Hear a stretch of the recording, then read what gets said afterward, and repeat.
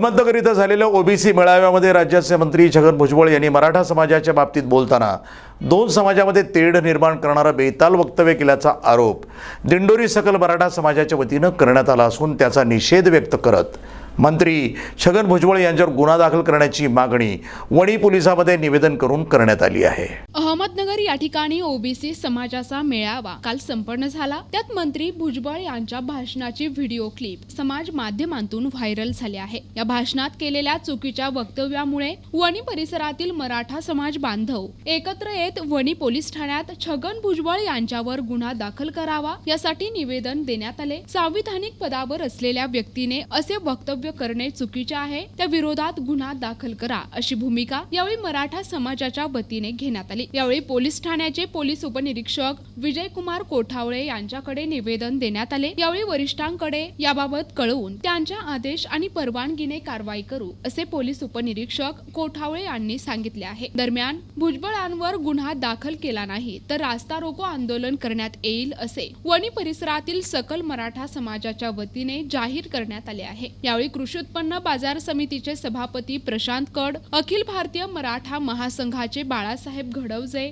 ओझरखेडचे sarpanch Gangadhar Nikhade, Ganesh Deshmukh, advocate Vilas Nirgude, Sachin कड, संपतराव कड, राजेंद्र महाले, भास्कर पाटील, प्रवीण कड आणि मराठा समाज बांधव उपस्थित होते।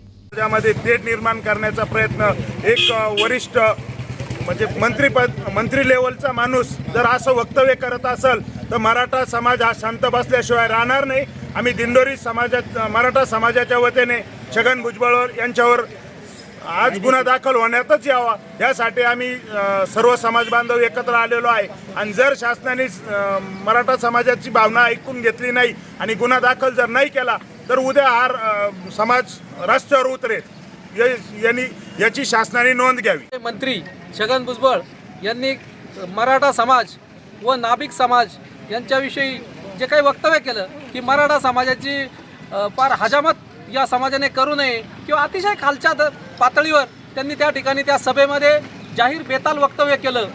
या ठिकाणी त्यांना ओबीसींचा जो काही कळवळा आहे किंवा ओबीसी समाजाविषयी जे काही काम करायचं आहे ते त्यांनी जरूर करावं, परंतु जे काही मराठा समाज जो काही आरक्षण मागतोय ते न्यायालयीन पातळीवर ते भेटेल किंवा नाही भेटेल हा न्यायालयाचा प्रश्न आहे।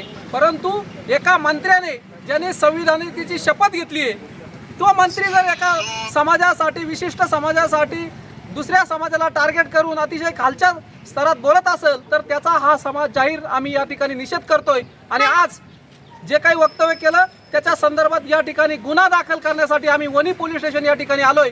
आणि आज जर या ठिकाणी गुन्हा दाखल नाही केला तर आम्ही मोठ्या प्रमाणात आंदोलन या ठिकाणी उद्यापासून रास्ता रोको आणि जो काही सर्व समाज हा रस्त्यावर उतरल्याशिवाय राहणार नाही।